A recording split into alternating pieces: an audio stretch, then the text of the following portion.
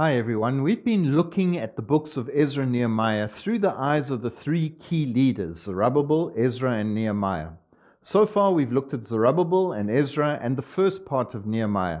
So it's probably a good idea for you to pause now and just ask yourself, which of these leaders has taught you something, and what is it that they have taught you? The bottom line that runs through all three of these leaders is really simple. It's this: our hearts must change in order for our world to change. Today we finish the book of Nehemiah, and you will see this point clearly as all three leaders point us towards Jesus, who is the one who changes our hearts, our lives, and changes the world. So a quick recap. Zerubbabel went to Jerusalem first, and he rebuilt the temple.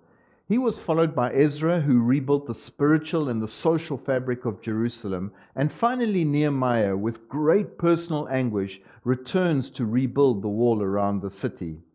Nehemiah finishes the wall, and there was a great festival. Ezra read the law and preached. You'll read that in Nehemiah chapter 8. And there was a spiritual awakening. The feasts were celebrated again. The people gathered to confess their sins, and the covenant was renewed. There was much joy and happiness within the community. And when all was said and done, Nehemiah returned to his previous job as a cupbearer to the king. Sometime later, he heard news that all was not going well in Jerusalem, so he returned to Jerusalem to see for himself. And you'll read that in Nehemiah 13, verse 7. It outlines a very sad picture.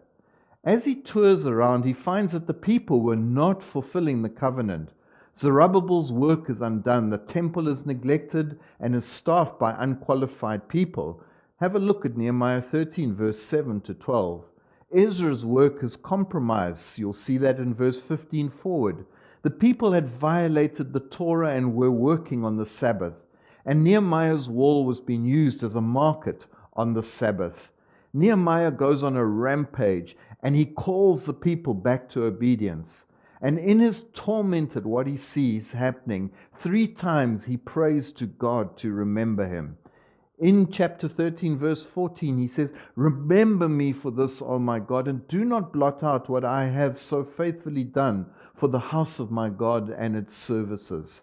A few verses later, in verse 22, he cries out to God again, "Remember me for this also, O my God, and show mercy to me according to your great love." And then the closing verse of the whole book, verse 31, "Remember me with favor, O my God."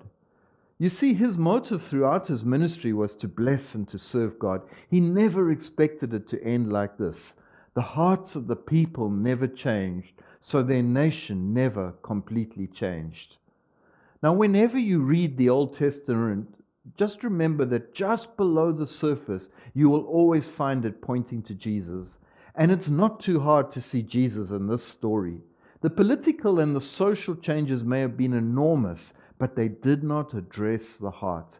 And here lies the bottom line of the books of Ezra and Nehemiah. Our hearts must change in order for our world to change. Now that, of course, is only possible when we surrender our hearts to Jesus, because He changes hearts, and changed hearts change the world. Complete transformation happens when we are changed to love and obey Jesus. So, woven through the story of Zerubbabel, Ezra, and Nehemiah is Jesus, reminding us that our hearts must change in order for our world to change. So what are the takeaway points of this final chapter? Firstly, it's changed hearts that changes lives. And changed lives change workplaces. And changed workplaces change a nation. So ask the Holy Spirit to change your heart daily so that you can change your workplace. Secondly, ask God how you can impact one other life around you so that their heart can be changed by seeing Jesus inside you. And thirdly, pray for the Holy Spirit to use your changed life to influence your workplace or your sector of society. In the Welsh revival in 1904, an eyewitness wrote this: "It is ever the darkest hour before the dawn. The nation always seems to be given over to the evil one before the coming of the Son of Man. The decay of religious faith and the deadness of the churches, the atheism of the well-to-do, the brutality of the masses, all these, when at their worst, herald the approach of the revival. Things seem to get too bad to last. The reign of evil becomes intolerable, and then the soul of the nation awakes. Let's believe for awakened, changed hearts for ourselves and for the soul of the nation.